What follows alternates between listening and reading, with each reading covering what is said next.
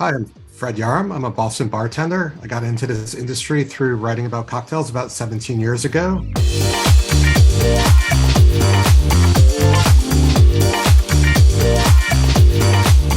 After I put out my first cocktail book, I eventually got me behind a bar, and I knew that's what I need to do. I've been professionally bartending for 10 years, last seen as the GM, bar manager, and bartender at Drink. Super. So, couple of questions when it comes to bartending and being at the bar. How about a bartender go on to give free shots? Like, how do you decide that today at bar you will be complimenting or you will be announcing the free shot? So, what is your perspective? Is there anything that's called free shots, or if yes, then how do you go about it?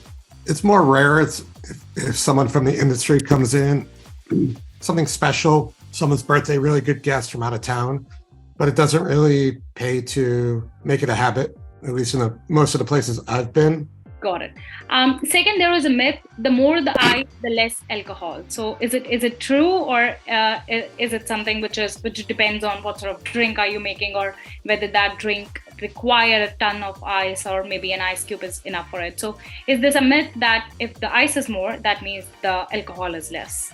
I mean, most places I work have jiggers, so everything is measured out. So, regardless of what glass it's put in, how much ice, how much soda water, it's still the same amount of alcohol. Ever happen to you that there are lengthy conversations which are going out at the bar, and you are in between the work, and this might be a first-timer customer, or this might be a customer who's super confused about the drink, or they're just regular customer with long talks. So how do you end such conversations? Generally, I'm scanning the bar as I'm talking and assessing what needs to be done, how much time I could take.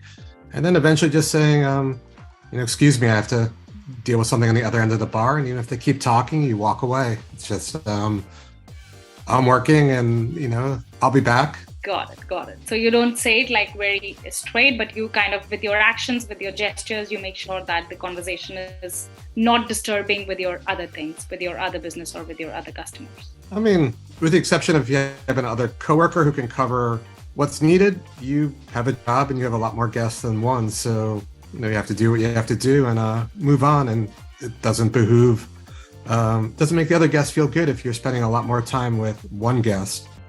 Sometimes they understand, sometimes they have their own friends. So, you do have to be cognizant of what everybody at the bar thinks and that you're not playing favorites. There are famous cocktails, or there are signature cocktails which you would like guests to taste, or especially to the people who are coming for the first time. What is your idea of upselling the signature cocktails? Describe it with enthusiasm.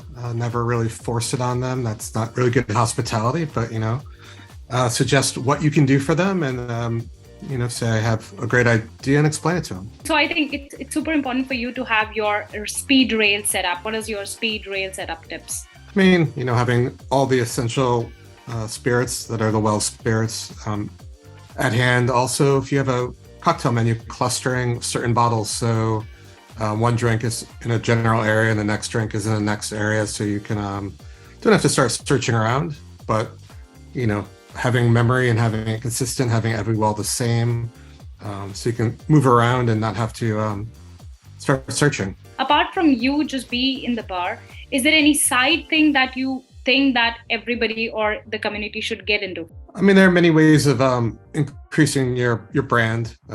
Instagram is one, but it's very hard to convert that into monetary. TikTok, you can, but I found writing, whether for free, which then also leads to writing for pay. I'm writing for some local magazines, and you sort of get your name out there even further, especially if the article catches a little bit of air. I think that's, pays well, solid work, and you can show what you know.